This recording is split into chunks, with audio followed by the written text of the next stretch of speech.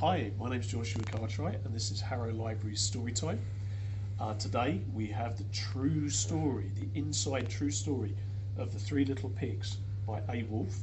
Now this true story, was told to John Seisker and is illustrated by Lane Smith, and a big thank you to Puffin for letting us read this. So let's find out what really happened. Everybody knows the story of the Three Little Pigs, or at least they think they do. But I'll let you in on a secret. Nobody knows the real story, because nobody has ever heard my side of the story. So let's find out. I'm the wolf, Alexander T. Wolfe. You can call me Al. I don't know how this whole big bad wolf thing got started, but it's all wrong. Maybe it's because of our diet. Hey, it's not my fault wolves eat cute little animals like bunnies and sheep and pigs. That's just the way we are. If cheeseburgers were cute, people would probably think you were big and bad too. I think I'd just be big and fat if I ate that. But as I was saying, the whole big bad wolf thing is all wrong. The real story is about Hachu, a sneeze and a cup of sugar. This is the real story. So let's find out. Way back in Once Upon a Time, I was making a birthday cake for my dear old granny. I had a terrible sneezing cold. Achoo! And I ran out of sugar. So I went to ask if I could borrow a cup of sugar. Now, the guy next door was a pig, and he wasn't really too bright either. He had built his whole house out of straw. Can you believe it? I mean, who in his right mind would build a house of straw? So, of course, the minute I knocked on the door, it fell right in. I didn't want to just walk into someone else's house, so I called, little pig, are you in? No answer. I was just about to go home without the cup of sugar for my dear old granny's birthday. That's when, I felt my nose starting to itch. I felt a sneeze coming on. And I huffed and I snuffed. Achoo! And I sneezed a very great sneeze. Sorry. And you know what? The whole darn house of straw fell down. And right in the middle of the pile was the first little pig, dead as a doornail. He had been home the whole time. Now, it seemed like a shame to leave a perfectly good ham dinner lying there in the straw. So I ate it up. Think of it as a big cheeseburger just lying there.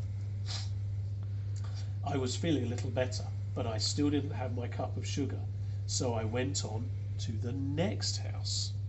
The guy who lived there was the first little pig's brother. Sorry. He was a lot smarter, but not much. He had built his house. What did he build his house of? The first one was hay. The second one was sticks. Can you see all the sticks there? Not really the best kind of house material either. I rang the bell on the stick house. Ding dong! Nobody answered. I called, Mr. Pig, are you in? He yelled back, go away, wolf, you can't come in. I'm shaving the hairs on my chinny chin. I had just grabbed the doorknob when I felt, another sneeze coming on. I huffed and I snuffed and I tried to cover my mouth, but I sneezed a great sneeze. And you're not going to believe it, but this guy's house fell down just like his brother's. When the dust cleared, there was the second little pig, dead as a doornail. Wolf's honour. Now you know food will spoil if you leave it out in the open, so I did the only thing there was to do. I had dinner again. Makes sense, doesn't it? Think of it as a second helping. I was getting awfully full, but my cold was getting a bit better. And I still didn't have that cup of sugar for my dear old granny's birthday cake.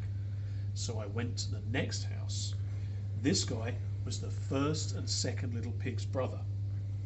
He must have been the brains of the family because he built his house out of... What did he build it out of? It's brick, isn't it? I knocked on the brick house. No answer. I called, Mr. Pig, Mr. Pig, are you in? And do you know what that rude little porker said? Get out of here, wolf. Don't bother me again. Talk about impolite. He probably had a whole sack full of sugar, and he wouldn't even give me one little cup for my dear, sweet old granny's birthday cake. What a pig. I was just about to go home and maybe make a nice birthday card instead of a cake when I felt, my cold coming on. I huffed, and I snuffed, and achoo! I sneezed once again. Then the third little pig yelled, and your old granny can sit on a pin. Now, I'm usually a very calm fellow, but when somebody talks about my granny like that, I go a bit crazy. When the cops drove up, of course, I was trying to break down this pig's door, and the whole time I was huffing and puffing and sneezing and making a real scene. And look what happened in the newspaper. I get framed as the big bad wolf. The rest, as they say, was history. Look how they drew me. I don't look like that. The news reporters found out about the two pigs I had for dinner. They figured a sick guy going to get a cup of sugar didn't sound very exciting. So they jazzed up the story with all that huff and puff and blow your house down stuff. And they made me the big bad wolf. That's it. The real story was I was framed. But maybe you could loan me a cup of sugar. Thank you very much for listening, and watch out for other Harrow Library story times.